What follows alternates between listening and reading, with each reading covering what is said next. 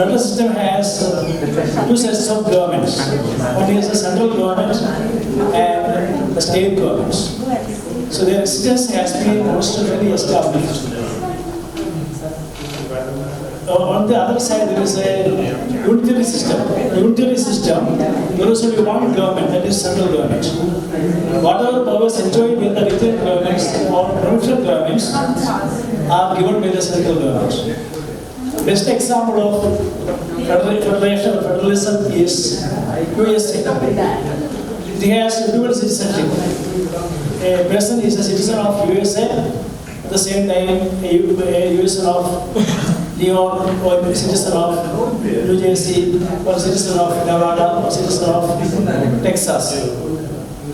And former Soviet Union was the best example of federation. It gave the power to the republics to secede from the federation, from the mother country. In 1992, the Republic of Russia seceded from the Soviet Union. And one by one, all the republics seceded from the Soviet Union. And Soviet Union finally disappeared from the map of the world. Disappeared from the map of the world. So India has a mixture of federalism and a unitary system. It is just not like the American federal system. Because if we permit American federal system, we have so many diversities in India, and the states may have a tendency to break off from the federal system. So we have a mixture of unitary and federal system. That is called unitary federal system. Article 356 of the Indian Constitution provides power to the central government to dismiss the state governments. It is a negation of the federal system. Actually, this power kills the federal system. But this power has to be included in the Indian Constitution just to safeguard the integrity and unity of the country. Otherwise, there is so many disparities and differences in India. For example, Kerala is different from Tamil Nadu. Tamil Nadu is different from Karnataka. Karnataka is different from Andhra Pradesh. Andhra Pradesh is different from Orissa. Orissa is different from Assam. Assam is different from Manipur. So there are so many diversities. So you have to keep the country intact or without break to maintain the unity. India adopted a unitary federalism. That is a mixture of federation and unitary system. Now I plan to finish it within 10 minutes. So Nepal has a unitary system of government. Formerly it has 14 zones and 75 districts. Presently Nepal has 7 provinces and 77 districts. And the entire administration is governed by the central government. But the provinces have their own administration. Again, they can decide the affairs of the province. But the main administration system has been designed so that it is managed by the central government. It is a good system for a unitary for a small country like Nepal. If we take the example of all the small countries, they have all these unitary systems. A strong central government and powerless or weak regional governments. Nepal also has the same system. And what is the problem with Nepal is that Nepal doesn't have a stable political system. Presently, the government is led by President Kaha. I think he is a Maoist. And it is a coalition. It's a coalition for convenience, not for principles.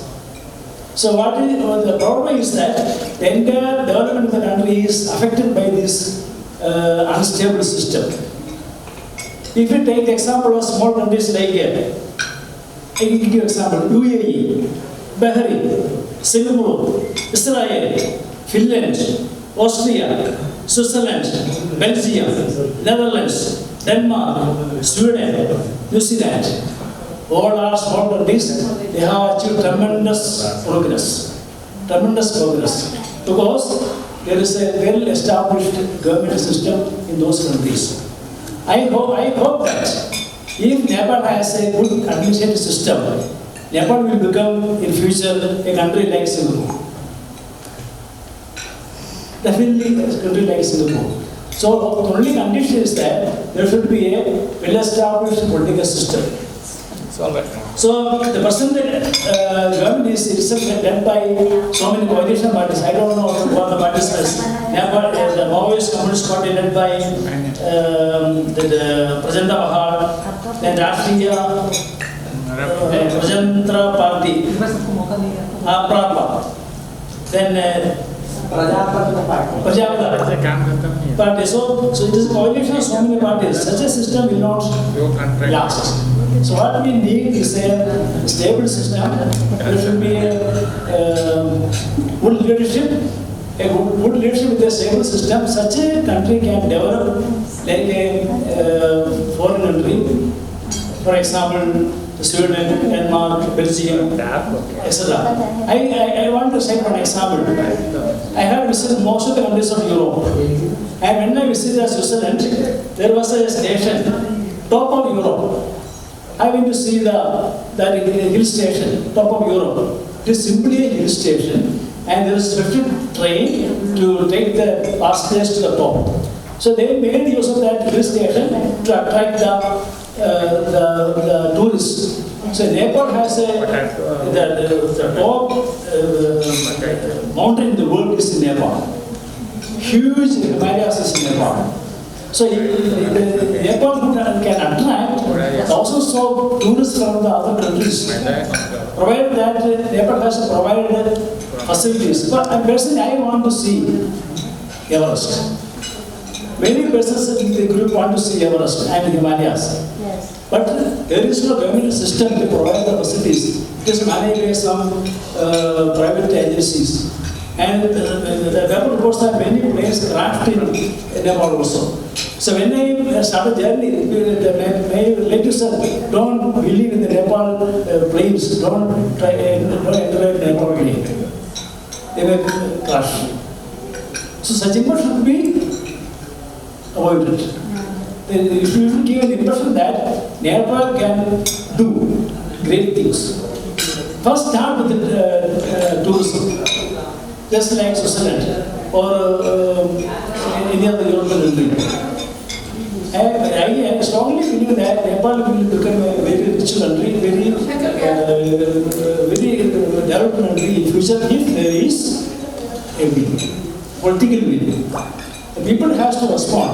People has to respond that there should be a good leadership. This coalition system should be abolished. There should be a strong government. I would like to ask a question. Formerly, Nepal was ruled by the royal family. Presently, administrated in the hands of the leaders, local leaders. Which administration was? Which is, in your opinion?